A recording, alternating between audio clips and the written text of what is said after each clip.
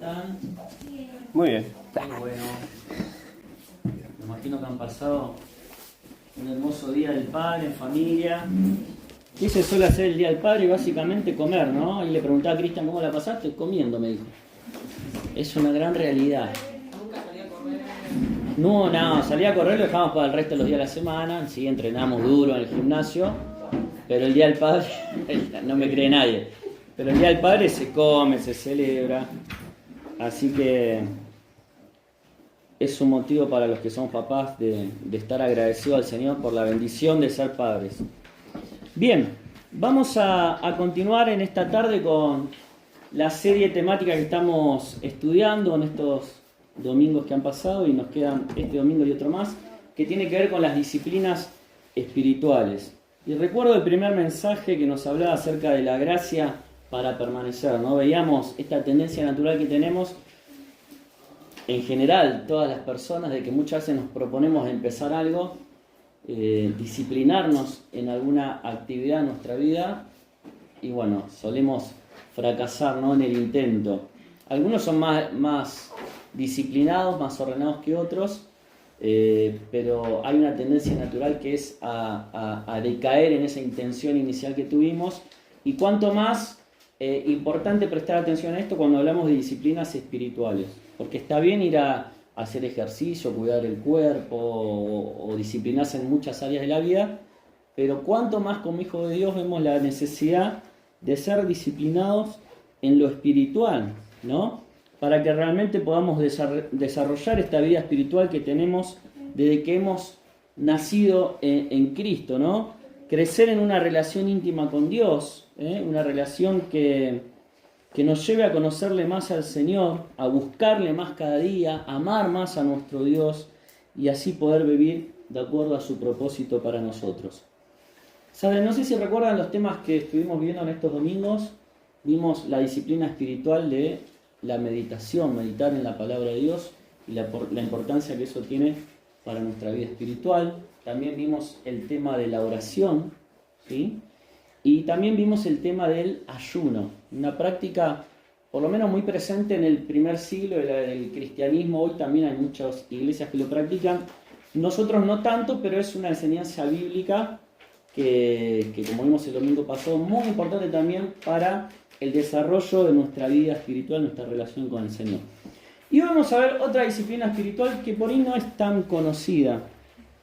Tiene que ver con la sobriedad. ¿Sí? Si yo les digo la palabra sobriedad, ¿la conocen ustedes? ¿O a qué palabra por ahí más corta que la Biblia menciona mucho hago referencia? Soberbios no tiene que ver con la soberbia. A ser sobrios, muy bien dijeron ahí. La Biblia nos habla mucho acerca, o nos exhorta a ser sobrios, a velar, ¿no? Y hoy vamos a ver que esto tiene que ver también con la disciplina espiritual para nuestra vida. Y si bien no es algo conocido como el tema de meditar en la palabra, que siempre se habla, o de la oración, es algo muy importante para fortalecer nuestra vida espiritual y nuestra relación con el Señor. Y la sobriedad lo podríamos definir como esa capacidad de que lo externo no nos altere por dentro, en lo interior, ¿sí? Que lo externo no nos altere en el interior. Si nos podemos a pensar en esto, ¿no? Hay muchas circunstancias en la vida, ¿sí? Circunstancias externas que muchas veces alteran nuestro interior, ¿sí? En lo emocional, en lo espiritual, en lo anímico.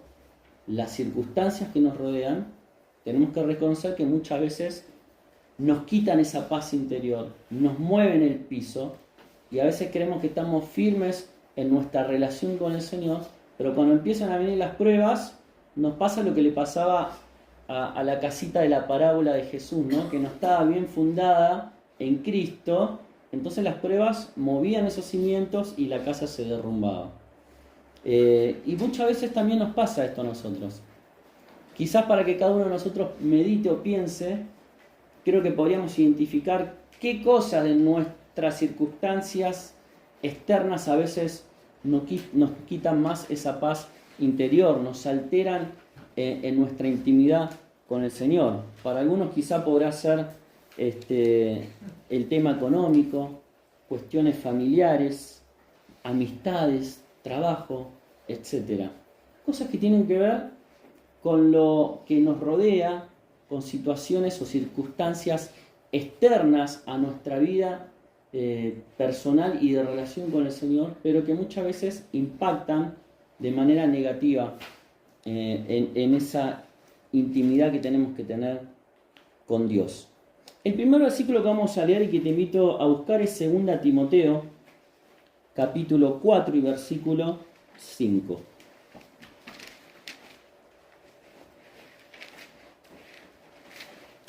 2 Timoteo, capítulo 4 y versículo 5. Vamos a leer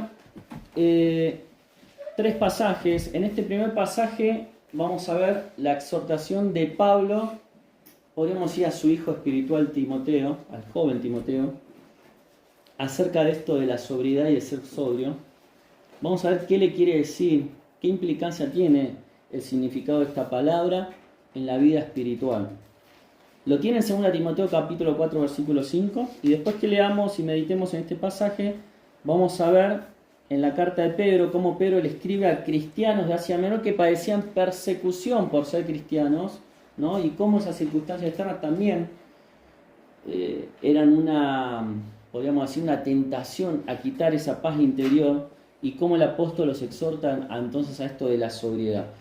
2 Timoteo capítulo 4 versículo 5 dice: pero tú, le escribe Pablo a Timoteo, pero tú, Timoteo, podríamos agregar ahí, sé sobrio, ¿en qué? En todo. Soporta las aflicciones. Haz obra de evangelista, cumple tu ministerio. Dentro de esta exhortación, este versículo, el apóstol le va a aconsejar o lo va a animar a mantenerse firme en diferentes áreas de su vida espiritual. Pero nos vamos a quedar con la primera frase donde dice: pero tú, sé sobrio en todo, soporta las aflicciones. Hasta ahí nos vamos a quedar. Cuando uno lee esta palabra sobrio y la investiga un poquito y busca en el idioma original que fue escrito, que es el griego, qué significa, vemos que es la palabra nefo, y esta palabra básicamente significa abstenerse de vino. Por eso cuando vemos una persona que está alcoholizada, y esta persona perdió la sobriedad, no está sobrio. Y por el lado contrario, una persona que trata de abstenerse del alcohol, que tiene una debilidad, una inclinación a alcoholizarse, cuando no lo hace dice: hoy estoy sobrio.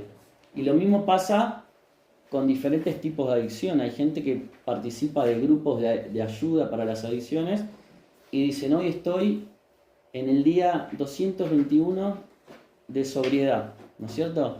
Y van contando, o limpio dicen a veces, o de abstinencia, ¿sí? Pero la palabra sobrio, que en el original es la palabra nefo, básicamente significa eso: abstenerse de vino. Y de ahí que se pueden derivar varias palabras que se utilizan en este sentido, que tienen que ver con ser discreto, ¿sí? Ser sobrio, ser discreto, estar alerta, estar enfocado o estar velando. Que la Biblia también habla mucho de esto de velad, ¿no? Para que no entréis en tentación. Claro, y si uno piensa en el ejemplo de alguien que se alcoholiza y deja de estar sobrio, no voy a preguntar quién alguna vez estuvo en estado de alcoholemia, o cómo se dice, alcoholizado. Pero ¿qué le pasa a una persona cuando se alcoholiza? Lo primero que hace es perder el foco, ¿no? No está alerta, no tiene los sentidos alerta, pierde el foco, pierde la estabilidad, ¿no? Y empieza a tambalearse. Eso es una de las consecuencias inmediatas de aquella persona que se alcoholiza, que pierde la sobriedad. Por eso, cuando uno piensa en el significado de esta palabra de ser sobrio, tiene que ver con esto, con estar alerta, con estar enfocado en las cosas que tenemos que estar enfocados, ¿sí? Con velar en las cosas que Dios nos pide que velemos. Es decir, cuando Pablo le aconseja a Timoteo, tenés que ser sobrio, lo que le está diciendo es: tenés que estar alerta, tenés que estar enfocado en cuál es el propósito, el llamado de Dios para tu vida y no desviarte, ¿no?, de esa dirección. Y que las circunstancias externas no te muevan el piso y no alteren tu relación y tu paz interior con Dios. Ahí apunta cuando cuando Pablo le dice a Timoteo, sé sobrio. Y después dice en todo, ¿sí? Esto nos habla de que no es algo ocasional, que yo tengo que estar enfocado, atento, alerta en algún momento del día y después descuidarme. No, tiene que ser algo permanente. En todo tiempo tengo que buscar la sobriedad como un hábito y una disciplina espiritual en mi vida. Ahora fíjate qué lindo el resultado. Dijimos que la sobriedad tiene que ver con que lo externo, los factores externos, no alteren lo interno. Y acá Pablo le dice, Timoteo, si vos te mantenés alerta, enfocado, si no te dejás distraer por las cosas de este mundo, velando en todo tiempo y circunstancia, entonces como resultado dice, vas a soportar las aflicciones. Es decir, lo externo, las pruebas, las aflicciones, las circunstancias que te rodean, no van a alterar tu interior, tu paz interior, tu relación con el Señor. Qué importante entonces es esta disciplina espiritual cuando entendemos el significado que Dios le da en su palabra. Tú sé sobrio en todo, soporta las aflicciones. Pero también tenemos esta exhortación, no ahora de Pablo, sino de Pedro, como dije antes, ahí en 1 Pedro capítulo 1, versículo 3. 1 Pedro capítulo 1, versículo 13. Pedro le escribe a cristianos de Asia Menor que padecían persecución justamente por su fe, por ser seguidores de Cristo. Entonces había circunstancias difíciles que rodeaban a estos hermanos y el consejo ahora de Pedro va a ser similar al de Pablo a Timoteo. Le dice a estos hermanos, por tanto, cenid los lomos de vuestro entendimiento, sed, ¿qué cosa? Sobrios y esperad por completo en la gracia que se os traerá cuando Jesucristo sea manifestado. Y ahora vamos al capítulo 4 de 1 Pedro, versículo 7. 1 Pedro capítulo 4 versículo 7 y dice, mas el fin de todas las cosas se acerca, sed pues sobrios, otra vez aparece esta palabra, y velad en oración. Y el versículo 8 dice, y ante todo tened entre vosotros ferviente amor, porque el amor cubrirá multitud de pecados. Bien, los dos versículos apuntan a lo mismo. El mensaje es uno para estos hermanos que estaban viviendo momentos difíciles de persecución, cosa que quizás nosotros no experimentamos hoy, pero imagínense lo que sería para nuestra vida que nos persigan por nuestra fe, que no nos dejen, por ejemplo, congregarnos así abiertamente en un lugar, que no podamos hablarle de Jesús a otra persona. Esto pasa en otros lugares y pasaba en esta región de Asia Menor, y es hacia ellos que el apóstol Pedro se dirige cuando les escribe esta carta y esta exhortación y les dice, ustedes tienen que ser sobrios, ¿sí? Es un llamado a que no pierdan la esperanza en el Señor, un llamado a que se mantengan en santidad y en perseverancia, ¿no? Y en el versículo 13 del capítulo 1, lo primero que dice antes de ser sobrio, dice, ustedes ciñan los lomos de su entendimiento. Esto hace referencia a una costumbre de esa época donde las personas utilizaban ropas holgadas, túnicas, ¿sí? Que les llegaban hasta abajo de los pies.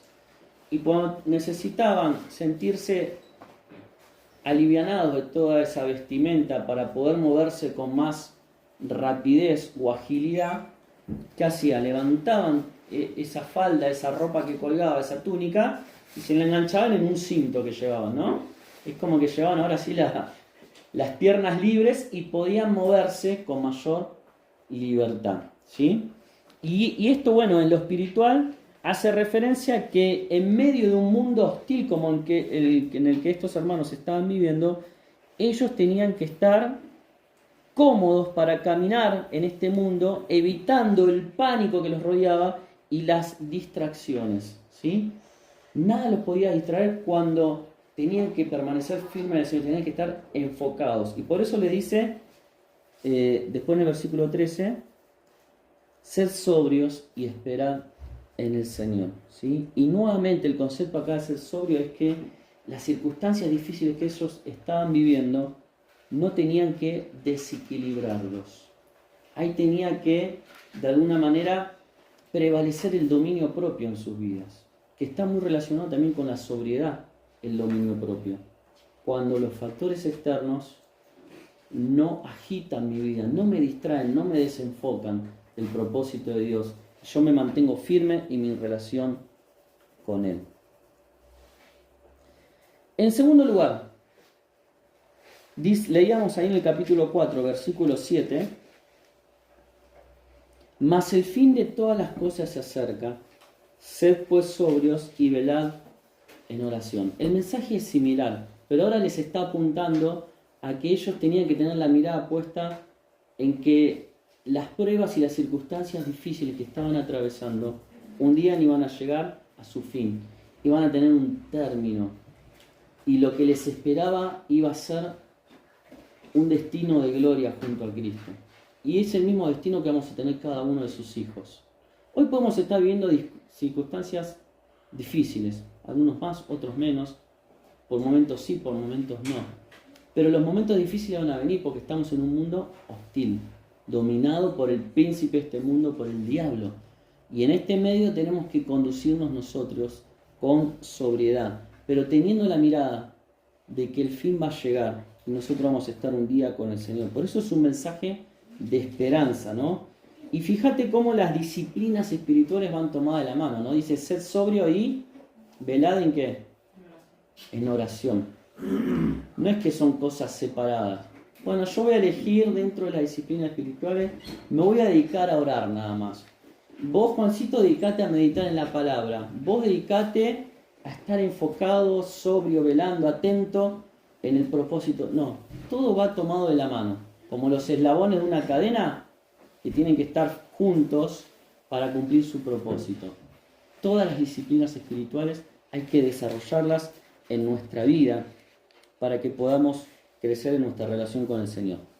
Bien, ahora vamos a ver cómo llevar a la práctica la sobriedad. Esta palabra que no es tan conocida para nosotros, pero que tiene un significado muy profundo. En primer lugar, la sobriedad se lleva a cabo en nuestra vida a través de la simplicidad. Vamos a ver dos palabras con S. La primera es simplicidad y la segunda es solitud. Yo cuando leí esta palabra y leía el apunte, digo, solitud es una palabra que nunca había usado yo. Pero vamos a ver qué es. La simplicidad la vamos a ver con el ejemplo de la vida de Abraham. ¿Qué es la simplicidad en nuestra vida? Sencillez. Ser simple, ¿sí? Podríamos agregar no estar atado, ¿no?, a las cosas de este mundo, como por ejemplo las cosas materiales, ¿no?, que no nos dan esa libertad para seguir el llamado de Dios. En Génesis capítulo 12, versículo 1, vemos cómo Dios llama a Abraham, porque Dios iba a hacer grandes cosas con su vida, ¿no? Génesis 12, 1 al 3 vamos a leer. Pero Jehová había dicho a Abraham, vete de tu tierra y de tu parentela, y de la casa de tu padre a la tierra que te mostraré. Y acá viene una promesa. Y haré de ti una nación grande y te bendeciré y engrandeceré tu nombre y serás bendición. Bendeciré a los que te bendijeren y a los que te maldijeren maldeciré. Y serán benditas en ti todas las familias de la tierra.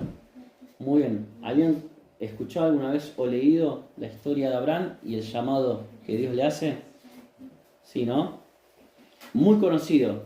Desde la escuela dominical, los que tuvimos la oportunidad desde chico de conocer la palabra de Dios, se nos enseñaba sobre esto, porque en base a esta promesa que Dios le hace a Abraham, por obedecer a Abraham el llamado de Dios y dejar su casa, su tierra, a su papá, a su mamá, a su familia, a sus posesiones, es que Dios puede cumplir esta promesa en su vida, y de esta promesa nace el pueblo de Israel, y del pueblo de Israel, de la tribu de Judá, viene el Señor Jesucristo, el Mesías, y a través del Señor Jesucristo toda la humanidad tiene acceso a la salvación y al perdón de Dios. Por eso fíjate la importancia de este llamado que Dios hace a una persona, las repercusiones que iba a tener para todas las personas que después vinieran, ¿sí? Pero bien, en este llamado hay algo que se le pide a Abraham, y también hay algo que Dios le promete a Abraham. ¿Qué le pide Dios a Abraham? A ver. Que deje su tierra y se vaya a la tierra que él le promete. Bien, resumidamente, que deje su tierra y para ir a otra tierra que Dios le iba a mostrar. ¿Qué otra cosa le pide? De tu tierra y de tu parentela. Estábamos hablando ya del padre, de lo lindo, ¿no?, que es disfrutar con la esposa, los hijos, los abuelos, la familia, los vínculos, ¿sí? Pero es difícil a veces desligarse de eso, ¿no? Cortar lazos familiares, porque Dios me lo está pidiendo. En este caso Abraham le pidió que deje a su parentela también para ir a un lugar lejano, desconocido. O sea, tenía que dejar todo lo que era conocido para él para lanzarse a la aventura de lo desconocido. Dejó su familia, sus comodidades, su bienestar económico. Tenía una muy buena posición Abraham dentro del lugar donde vivía, una ciudad rica culturalmente, sus lugares conocidos para pastorear a sus animales, tenían sus fuentes de agua, tenían toda su vida acomodada. Y Dios le dice que deje todo eso para seguir el propósito que él quería marcarle, y si él obedecía, Dios le prometía mucha bendición en su vida, ¿no? Entonces, no era un llamado fácil. Si alguna vez Dios te hiciera un llamado similar, ¿cómo responderíamos nosotros? ¿Estarías dispuesto a dejar tanto para seguir lo que Dios te pide? Y no le fue fácil a Abraham. En el camino pasó por muchas dificultades y pruebas, ¿no? De hecho, en el Nuevo Testamento, en Romanos 4:11, se dice que Abraham es una figura considerada como el padre de los creyentes, ¿no? Porque su ejemplo de fe impactó a generaciones futuras, y hoy los creyentes, los que seguimos a Dios, los que creemos en Él, vemos en Él, en Abraham, un ejemplo de fe a seguir. Por eso es el padre de los creyentes, ¿no? Pero vemos que Abraham demostró sobriedad a través de ¿qué? De la simplicidad. Porque dijimos que simplicidad, vivir una vida simple, es una vida desligada, o no estar atado a las cosas o posesiones o cosas que nos aferran a este mundo y nos alejan del propósito y la voluntad de Dios. En el Nuevo Testamento Jesús lo dijo de una manera muy simple, allí en Mateo 6:19. Dice que no hagáis tesoros, ¿en dónde? En la tierra, porque son cosas que se corrompen, ¿no? Dice, sino que hagan tesoros en el cielo. Y después dice, porque donde esté vuestro tesoro, estará vuestro corazón. ¿Qué quiere decir esto?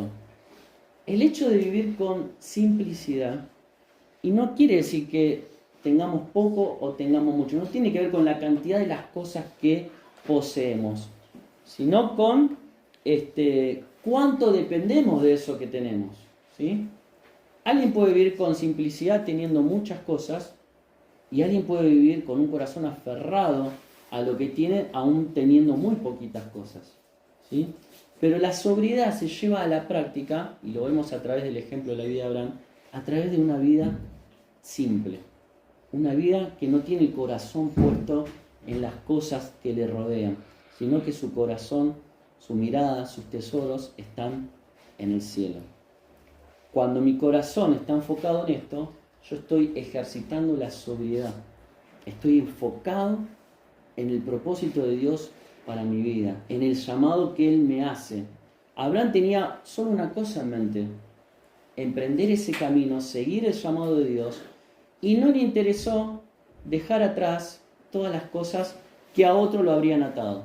Por eso era una persona simple, una persona que supo ejercitar esto que estamos viendo de la sobriedad. Estuvo enfocado en el llamado y en el propósito de Dios para su vida. Pero también dijimos que la sobriedad se puede llevar a la práctica a través de la solitud. Solitud, anotate esa palabra porque creo que no la usamos nunca, ¿no? Solemos utilizar más la palabra soledad. Y alguno podría pensar que es lo mismo la soledad que la solitud.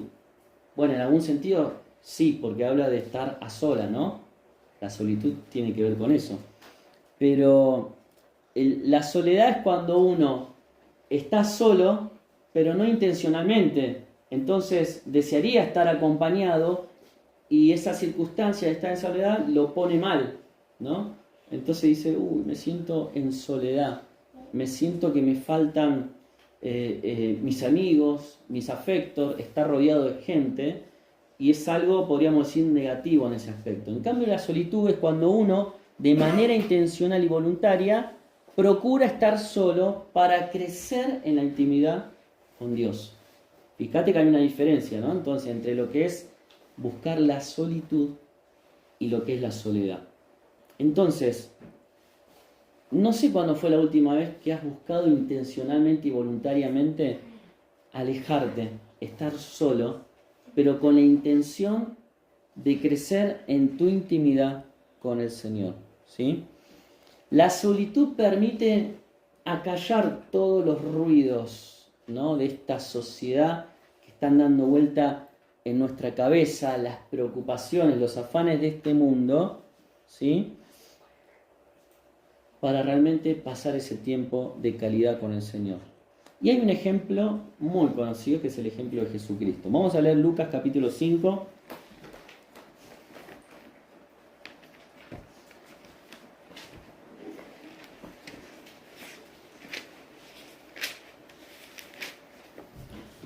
Versículo 15 y 16.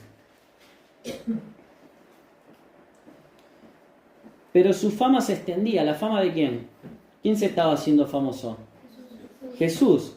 Su fama se extendía más y se reunía mucha gente para oírle y para que les sanase de sus enfermedades. Mas él se apartaba a lugares desiertos y oraba. Bien, cuando uno lee estos dos versículos, hay dos frases que parecieran contradictorias, ¿no? Porque por un lado dice que estaba rodeado de grandes multitudes y por otro lado dice que se apartaba a lugares desiertos para estar a solas. ¿Esto qué quiere decir? En primer lugar, que la vida ministerial no nos impide tener estos momentos de solitud, de estar a solas con el Señor. No solamente que no nos lo impide, sino que es necesario buscarlo, ¿sí? Está bárbaro estar juntos los hermanos, congregados, estar activo en la obra del Señor, sirviendo. De hecho, el Señor dice que su fama se extendía porque era un servidor y la gente le seguía y Él los sanaba, Él los alimentaba, Él les predicaba. Pero también en varias oportunidades Él nos demostraba cómo necesitaba esos tiempos de estar a solas con su Padre. Y me encanta porque dice, mas Él se apartaba a lugares desiertos y oraba. Aprovechaba ese momento de estar solo con el Señor, cara a cara, para hablar con Él. Por eso dice, a lugares desiertos y oraba. También vemos esto en el ejemplo de cuando Jesús va al huerto de Getsemaní, en Lucas 22, 39 a 46. ¿Cuál era la costumbre de Jesús? Nuevamente, a apartarse, estar en solitud, solito con el Señor, orar al Padre y derramar en su presencia todo lo que le estaba pasando en su corazón, ¿sí? Y esto le permitía a Jesús que las circunstancias exteriores no afectaran su intimidad con el Padre. Se mantenía sobrio a través del ejercicio de la solitud. Qué importante que nosotros que vivimos en este mundo tan, ¿no?, efervescente, donde nos suena el despertador tempranito y ya arrancamos, ¿no?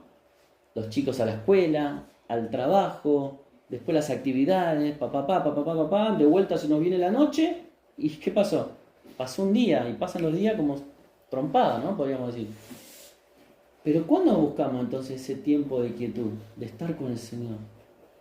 El Señor nos pide que seamos sobrios, que estemos enfocados, concentrados, que las cuestiones de este mundo no nos distraigan para crecer en nuestra intimidad con Él.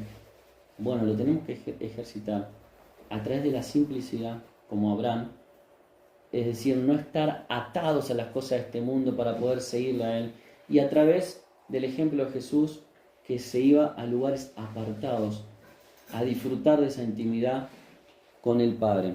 Ahora, volviendo al huerto de Getsemaní, Jesús había llevado a sus discípulos y le dijo, espérenme acá que yo voy a orar, pero ustedes, ¿cómo tienen que estar? Le dijo, alertas, sobrios, velen, ¿sí? Y es hermoso el contraste, obviamente, entre Jesús y los discípulos. ¿Con quién nos identificamos nosotros? Con los discípulos. ¿Y como quién se nos manda a ser? Como Jesús. Pero yo creo que yo hubiera estado en la misma situación, dormido, cuando el Señor Jesús venga. Me acuerdo cuando nació Francina Silvana me pidió una sola cosa, no te duermas, por favor, me decía. Estábamos los dos solitos en la habitación allá en Bariloche. No te duermas por cualquier cosa que la nena llore o algo. No, sí, seguro. Bueno, hay unos chisporrotazos porque claro, no cumplí con mi palabra. Se ríe Cristi.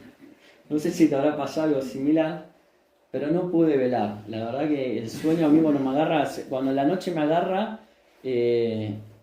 igual que mi vieja y la familia vieja nos dormimos en cualquier lado. Pero más allá de esto anecdótico, en la vida espiritual no podemos permitirnos dormirnos, ¿no?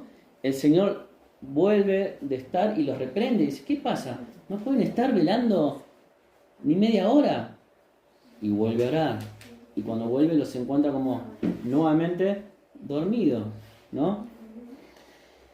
Ahora, el Señor va a venir y el Señor viene a nuestra vida cada día. Y es importante que nos encuentre sobrios, velando, ¿no? Por Él. Que podamos en esta tarde abrir nuestro corazón, que podamos orar al Señor y pedirle, ¿no? Que Él nos ayude a crecer en esta disciplina espiritual. Que las circunstancias externas que van a venir y vienen día a día no alteren nuestra paz interior ni nuestra comunión con el Señor. Hay muchas distracciones a nuestro alrededor, muchas distracciones, pero nosotros tenemos que estar sobrios, enfocados en Cristo. Y como dije antes, estas disciplinas van unidas. ¿Cómo me mantengo enfocado en el Señor? Buscándole acá, en su palabra, hablando con Él, ayunando y siendo sobrios, ¿sí? Que el Señor realmente bendiga su palabra.